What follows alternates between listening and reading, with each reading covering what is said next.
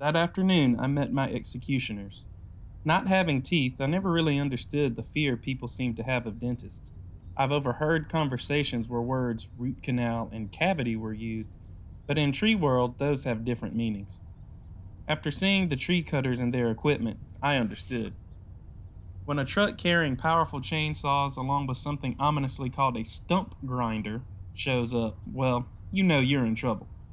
Mind you, an arborist is a great friend to trees. We need our limbs trimmed just the way you need to cut your fingernails and hair.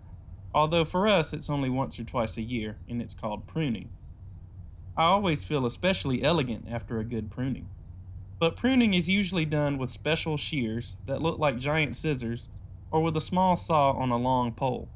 Stump grinders are generally not part of the plan.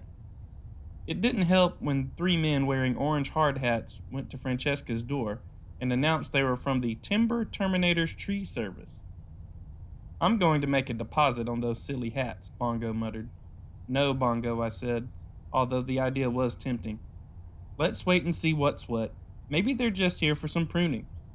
You really are an optimist. Francesca walked the men over, this time without Lewis and Clark, and they discussed costs and timing.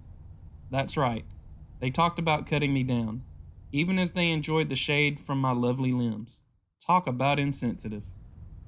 One of the men, he introduced himself as Dave, climbed a ladder to inspect my hollows. Agnes, Harry Spiders, and Big U eyed him warily, ready to defend their babies. You've got some critters here, ma'am, he reported. Yes, I know, Francesca said. Every year, like clockwork. Bongo flew up to a spot near Agnes.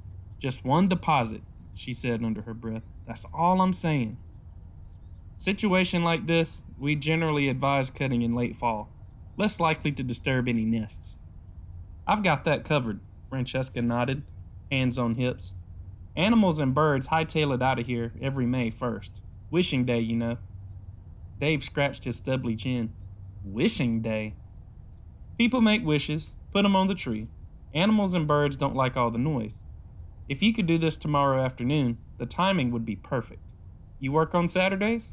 Sure do, Dave shook his head. Wishing Day, he murmured. Now I've heard everything. Francesca nodded. She patted my trunk. Yeah, craziness. Can't believe I've put up with it as long as I have.